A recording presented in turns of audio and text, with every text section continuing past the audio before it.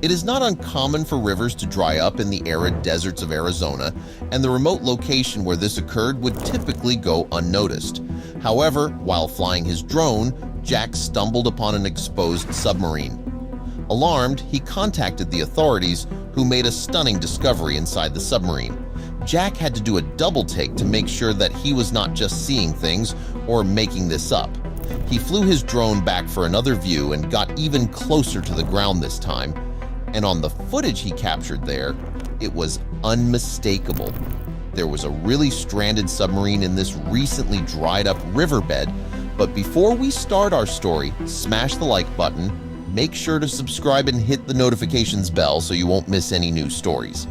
Jack was fairly far away from any towns or cities at the moment. Nobody really came out here anymore since the drought had basically made this land completely uninhabitable and worthless. He hoped to get some shots that he could use in a video advocating against climate change, but this was something he never expected to find. He hesitated about what to do next.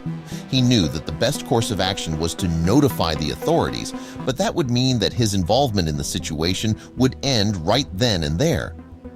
They would most likely ask him to not get anywhere near the submarine, and information about it would be controlled by the police. He was very curious about this submarine and the story behind it. And if nobody else knew about it yet, he had all the time in the world to go and check it out. It was still very early in the day and he had no other plans, so he just decided to follow his curiosity and go check out the submarine. What was the worst thing that could happen anyway? His drone was actually running out of batteries as well, and so he landed it right next to the submarine. He had already managed to get the coordinates and got into his car. But it was not like there was a road leading directly to the submarine or even anywhere close to it.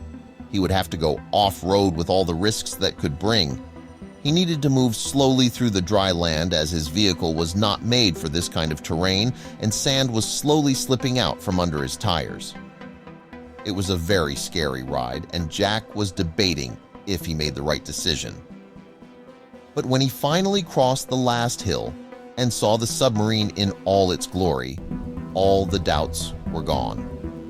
Compared to submarines Jack had seen before, this was a relatively small one, but it was still impressive as hell.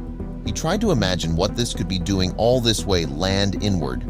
From what he knew, submarines were normally only used in the sea or very big and deep lakes, and neither of those was near here. This river did in fact connect to the sea, and judging by the direction the vehicle was facing, the submarine had actually come from there. But it would have had to travel a very long way, and even when the river was at its deepest, it would still be a struggle to get a submarine of this size to navigate through it.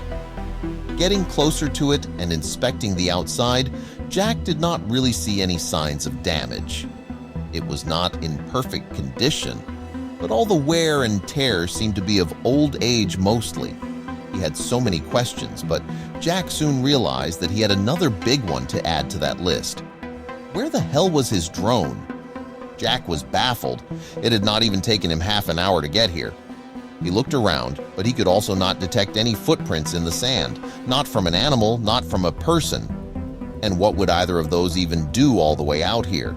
The drought had left nothing to sustain oneself out here. The only thing he could think of was that a bird might have grabbed his drone. But that would have to be one hell of a bird, as he was not flying around with a tiny $20 drone. Whatever happened to it, there was seemingly no way to find it at the moment, as he had looked all over the area at this point. And so, he shifted his attention back to the submarine. Seeing as Jack had already walked all the way around it multiple times and had found any weak points he could exploit to get in, he knew that his only option was the most obvious. He needed to get in through the main entrance on top of the submarine. He just hoped that it was not rusted shut or something. Jack managed to climb on the submarine and made his way over to the entrance. He tries to open up the hatch on top of it, but he is having no success. It is clearly not rusted or anything. In fact, it looks like it could be opened up easily. Jack fears that it might be locked. But what is strange is that there is seemingly no lock or anything he can see.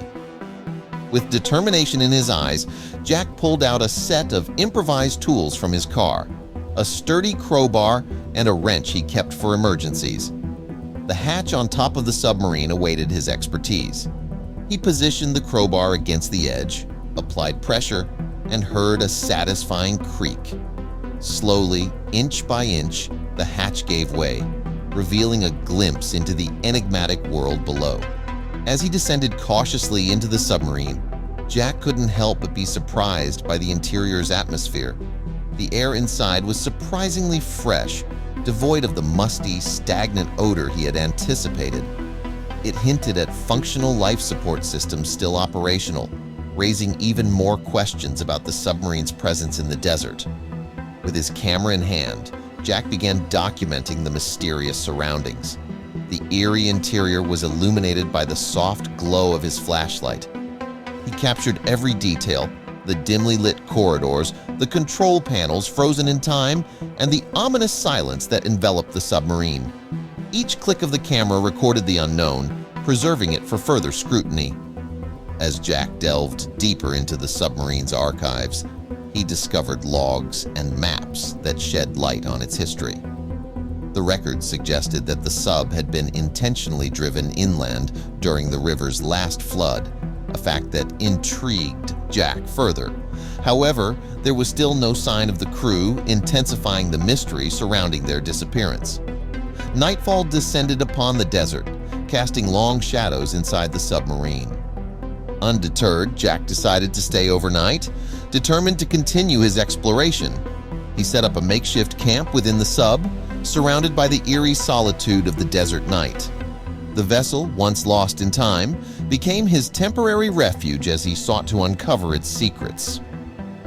Jack continued his meticulous exploration, now focusing on the submarine's supplies. To his surprise, he noticed discrepancies in the sub's stores. Some food and water supplies appeared to be missing or recently used, raising unsettling questions. Who had accessed these provisions and why? The mystery deepened as he grappled with these perplexing clues, further entangled in the enigma of the desert submarine. As Jack delved into the submarine's logs, he unearthed references to a classified mission with unexplored coordinates. The discovery hinted at a government cover-up, revealing a web of secrets hidden beneath the desert. Jack soon encountered researchers and a government agent, all drawn by the submarine's presence. To maintain control over his investigation, he misled them, crafting a diversion that bought him more time. Digging deeper into the records, he found the captain's journal, which detailed the psychological toll of a secret mission. However, the final pages were missing, adding to the growing mystery. As he moved through the deserted corridors, shadows and silence played tricks on his mind, testing his resolve. Time lost meaning as he uncovered cryptic messages and recordings of the crew's conversations. The fragments hinted at a hidden mission, but the crew's fate remained unknown. Every discovery led to more questions, intensifying his obsession with the truth. Among the submarine's hidden compartments, Jack found a sealed section filled with classified equipment and documents. One cryptic message suggested a conspiracy beyond the submarine itself, fueling his determination to unravel it. As he pieced together the puzzle, government agents returned, drawn by the unfolding mystery. With the submarine's secrets no longer his alone, Jack faced a critical decision. Should he cooperate or guard what he had uncovered? In the midst of uncertainty, Jack contemplated whether to reveal his findings or protect the mysteries hidden within. The tug of curiosity weighed on him, forcing a decision that could alter the fate of the enigmatic submarine. Determined to keep control, Jack misled the newcomers, weaving a web of deception to buy time. As he explored further, he uncovered classified files and encrypted messages, revealing that the mystery extended beyond the submarine itself. The deeper he delved, the more he sensed a hidden force at play. Among the records, Jack found a photograph of the captain, putting a face to the cryptic journal entries that documented a descent into paranoia and desperation. The final pages were missing, leaving the captain's fate unknown. The more Jack uncovered, the more the unresolved mystery pressed upon him. Realizing he couldn't solve this alone, Jack made a desperate decision. He called the police. Their arrival marked a turning point as they systematically searched the vessel, determined to uncover the truth. Yet, despite their efforts, no trace of the crew remained, deepening the enigma. As evidence was collected, Jack noticed a concealed compartment previously overlooked. Inside, to everyone's shock, they found a disheveled man, the last surviving crew member. His presence reshaped everything they thought they knew.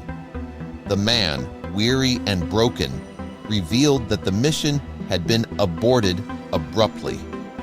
Fearing legal consequences, he had chosen to remain in the submarine, trapped in isolation. His story painted a harrowing picture of survival, but his presence left one final, haunting question. What exactly had happened to the rest of the crew? As Jack listened to the man's narrative, he tried to understand the depth of the man's desire for anonymity and the unexpected peace he had found in isolation.